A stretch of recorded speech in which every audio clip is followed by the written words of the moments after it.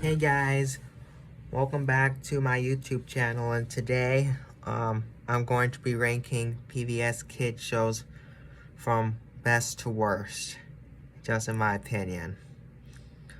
And a lot of it is based on what children should watch, so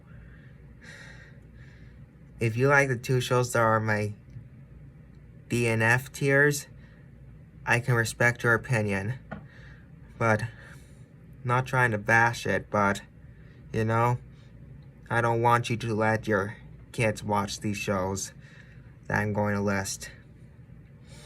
Okay. S tier means the greatest shows PBS has made.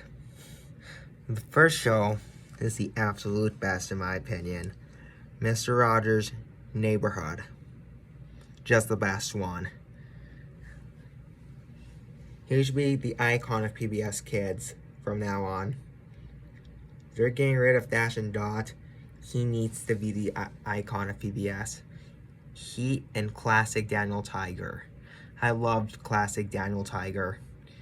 And because he's so nice to everyone he knows. Everyone in the neighborhood's so nice. Even Lady Elaine's a little nice sometimes. Even though she's quite a trickster. That's the only downside of Mr. Rogers, but he has the greatest society, the closest to a utopia you could find. The greatest life lesson ever learned from a kid show is that stay peaceful to everyone. He wanted the world to stay peaceful. So not only something kids need to know, the whole globe needs to know. Yeah. The next show is Arthur. Hilarious show. I love this show as a kid, mainly because of the theme song, but the show is very funny too, of how the students complain too much about their third grade teacher. They're like, oh no, the next essay is going to be a 4,000 word essay on the color gray. In that one episode of Arthur, Mr. Ratburn turned into the Hulk on Arthur. Doesn't have a lot of education values, but it does teach kids a very good life lesson. Annoy your parents, you will suffer the consequences, because DW is quite annoying in the old episodes, but she got her punishment for being mean. Arthur got his punishment for being mean too.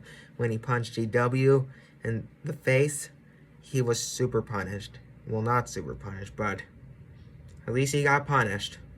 No TV for 1 week. That's a suitable punishment. The next show I have on my list is The Cat in the Hat knows a lot about that. This show will live in my memories forever. I just love it. Brought back Sally, the Cat in the Hat, and the fish. And they have this new character called Nick, who is Sally's friend, and I believe her neighbor, too. And they learn a lot of science together. And they ride this cool thing called the thingamajigger. Cat in the Hat's probably as silly as ever without being too mischievous. I think the Cat in the Hat's as silly as he can get without being so much trouble in this episode. Or this whole show, actually. The next show I got is Thomas the Tank Engine and Friends. I grew up with the CGI animation, which means I grew up with the theme song, the roll call. Thomas the Cheeky One, James Rainbow Lots of Fun, Gordon thundering down the line. That's what I remember from it. I think I'm itching. So, yeah. Thomas and Friends is a true classic. Don't worry, I watched the old ones. They're probably a little better, but I only say a little better because the CGI ones were my childhood, and yeah,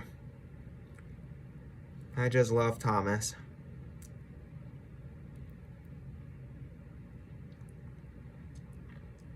The next show I have on my S tier is Curious George. Now, Curious George, you all read as a child, I hope. We all read them, I hope.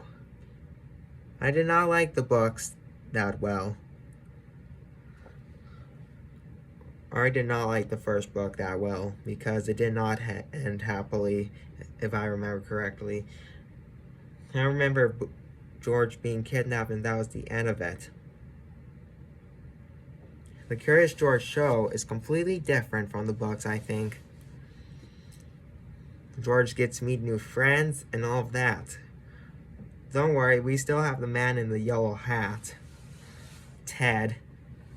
At least that's how I grew up knowing him.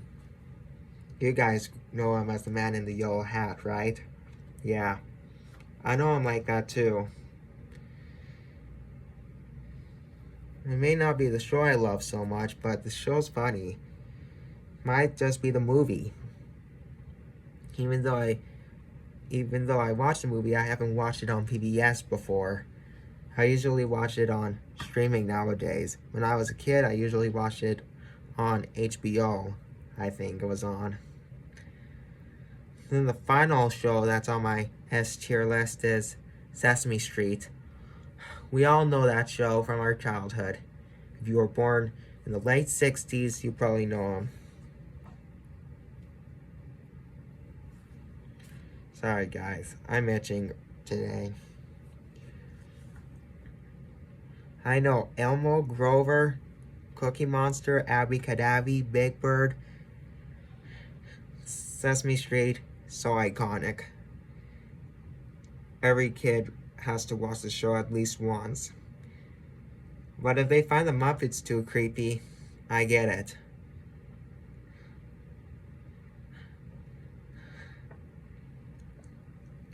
My favorite part of Sesame Street was probably the monster at the end of this book.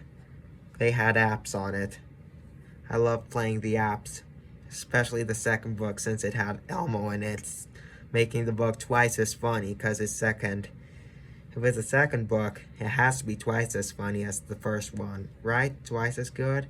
I think it was twice as good. I didn't love the first one that much.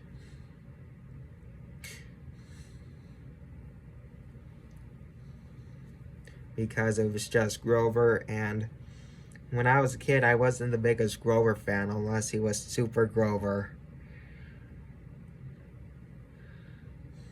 Grover as a plain old self, I think, is a bit mean to Elmo. But he has to protect Elmo sometimes. I get it. Now to move on to my A tier, which is the great shows. Starting off with Super Y. Super Y. He's the guy, he's Super Y. He's got the power to read. It's one of the greatest shows that teach English of all time. He focuses on mainly English. My favorite part of this show is probably when Alpha Pig sings the alphabet.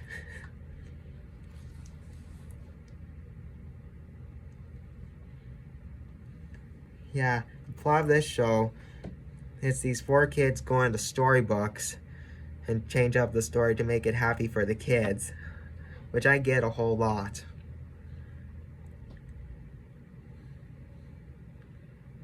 Then, next on our A tier is Clifford the Big Red Dog.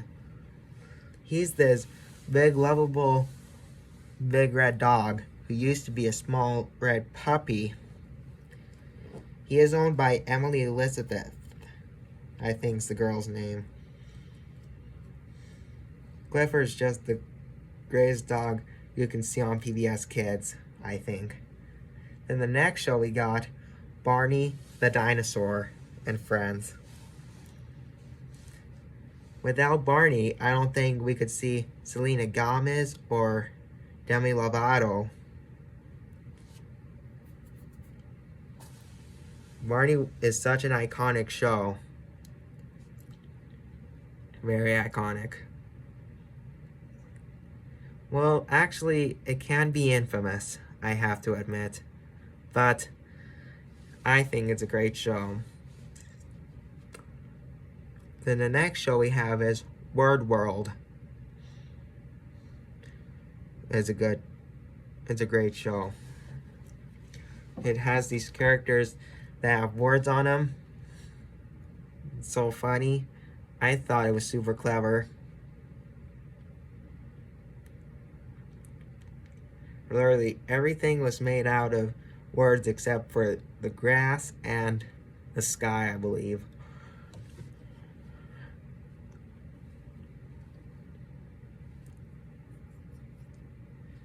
Yeah. The last thing we have on our A tier is the Magic School Bus. I love this show. It's a great show. It has the plot of the entire series is that Miss Frizzle takes her class on a lot of science field trips. And this one kid, I believe his name's Ralph. Correct me in the comments if I'm wrong. He did not like the science field trips. He didn't. He's like, every morning when they leave the school, he's like, oh, please be a normal field trip. And the other kids are like, with the frizz? No way. And Ralph just groans. I get it. Those would probably be dangerous in reality, huh? But I think it's a great show. Then let's move on to our B tier, which are the good shows, but not great, you know? They are still good. Say the Science Kid is a good show. Is this show another show of science? They teach you about your germs and how you can get sick and how to avoid getting sick. That's how I remember the show. And I think they did other science too. I don't remember Sid the Science Kid as much as I remember my greatest shows and my worst shows. Then the next show on my B tier is The Wild Kratts. It's the animated version of the Kratt Brothers, the one I know and love. Well, I know and like. My brother loved this show as a kid. It's this show where you get to learn about animals. If you're a huge fan of Go Diego Go on Nick Jr., suggest you could check out Wild Kratts on PBS. Then the next show we have on our B tier is Pig plus Cat. Get to learn a lot of math problems from her and Cat. And the name is so clever. Pig plus Cat. There's a lot of math problems in this show. The app is the one I really love because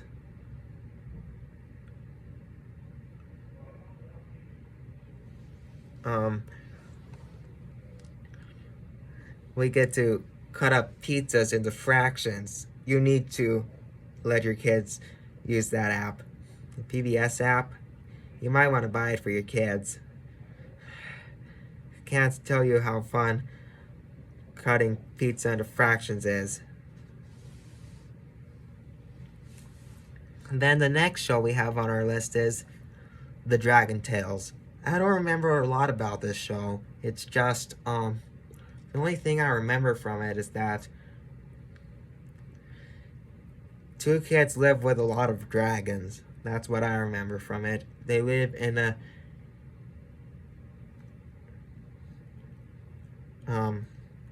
they live in dragon castles. That's how I remember. I don't remember the whole thing. The number C were just the okay ones. Dinosaur Train, I meant to put on my B list, to be honest. It's a good show. They teach you a lot about dinosaurs, something you would learn from history, and yeah. This takes place in the prehistoric times, I think. And there's this dinosaur who runs a dinosaur train. I love trains, especially the Hogwarts Express, but Dinosaur Train is a good train too. Here are the ones I mean that are okay. Word Girl was okay. It's another one of those reading education, which is great for kids. I just think Word Girl has a bit too much action in it for the kids. Maybe let your kids watch the calmer episodes. I remember it being pretty good action. So when I mean good action, there was a lot of action in it. I'll be right back. I think I need to shut my door.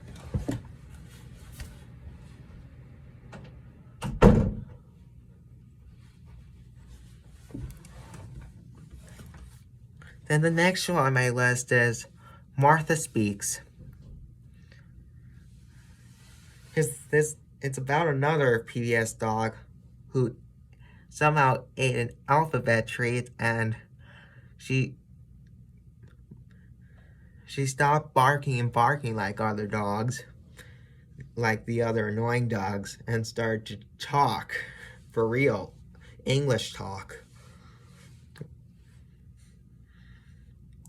I don't know how ABC Bites can really get dogs to talk.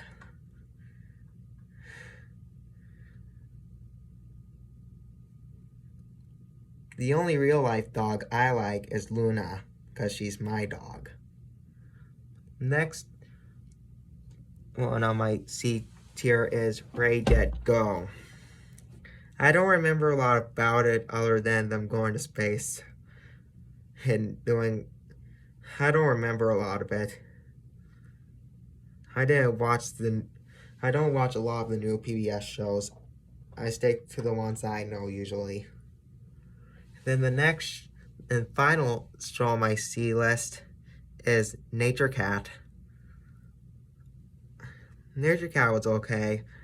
The theme song was Tally Ho. It's a pretty catchy quote. If I had to guess, people who want to bring back childhood, that's going viral in the future. Oh, no, no, no, no, no, no, no. The D tier. Luckily, there's only one on the D tier. Daniel Tiger's Neighborhood. I do not like Daniel Tiger's Neighborhood.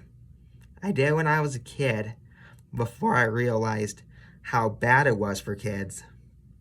Sure, it has some Mr. Rogers moments and social living moments that the kids need, but what really concerns me, what I really do not like about this show is that Daniel and his friends, most of them, yell out their anger a lot, which does not make me happy. They're like, when Daniel can't ride trolley, he's like, "No, I want to ride trolley! No!" Then the mom's just like, "Take deep breaths to help yourself feel better. Come on. Daniel, you're 4 now. It's time you got punished now." I think most kids get punished by the time they're 3.5. They get sent to their rooms. Like, no TV, no iPad. That's how it was for me. Now's mom's just like, Take deep breaths. That's the same for the classic Daniel Tiger, which is his dad. Dang. But there are some pretty decent characters. Even some of the kids who are actually Daniel's friends.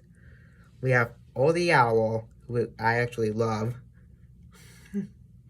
He's probably the least annoying out of the main five. And then, my favorite is Chrissy, who is probably the sweetest one on the show. Sweetest kid on the show. Who ends up being the cousin of my least favorite character, Prince Wednesday. If Prince Wednesday can be the prince of anything, it can be arguing and fighting. He fights a lot with his friends, which I'm not a big fan of. Do not let your kids even think about watching Daniel.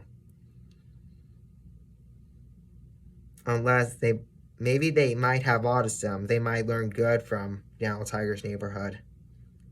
They might learn a lot of good from Daniel Tiger's Neighborhood, but don't risk it. I'm warning you. Well, maybe be careful of what episodes you let your kids watch of Daniel, because there's some pretty bad ones. I'm thankful for Daniel Tiger's Neighborhood. He's not my F tier because there's a lot more good qualities, like Daniel's actually very nice to his little sister Margaret, who's one of the sweetest little sisters PBS has ever made. So sweet. I could babysit her. No problemo. But the big problem PBS has been made infamous for. Oh no, this is my absolute worst TV show on PBS Kids. The F tier Caillou.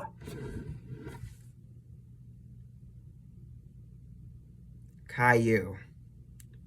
He is, not only is he such a whiny person whose temper tantrums are twice as annoying as Daniel Tiger, he is so rude, so mean. He has such a terrible attitude. He would stomp his feet on the floor. Really, he is such a bad influence on your children. If you even let your child watch even one single episode of Caillou, they might go crazy. His parents don't even tell him to calm down. They don't even punish him. They don't even do anything about Caillou. They're just like, oh well, fine, you can do whatever you want. Dang. Seriously, Caillou's parents, you're letting your kid get away with everything he does. Just wow. Caillou is a bully because he is so mean to his little sister Rosie, which might be why Rosie's a bit annoying sometimes. Rosie's only annoying when she has to be, because when Caillou pinches her on the cheek when she was born, she had to scream for Daddy for help. His parents did not punish Caillou. Well, fine, I'll let him off the hook for that one. Just because you were 2 in that episode, Caillou. But you should never do that. What really makes me despise this show so much, why I don't like it at all, well, I don't despise it. There's only one good thing about it. But the main reason Caillou should not be watched by the kids is because he taught kids a crossword. He called people stupid. Not cool, Caillou. Absolutely not cool. Caillou is such a bad boy. And he gets away with it.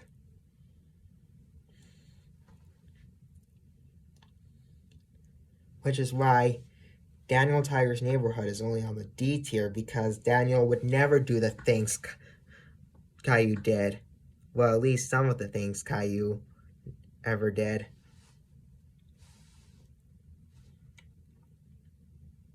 That's my PBS ranked here. I will see you guys in the next episode.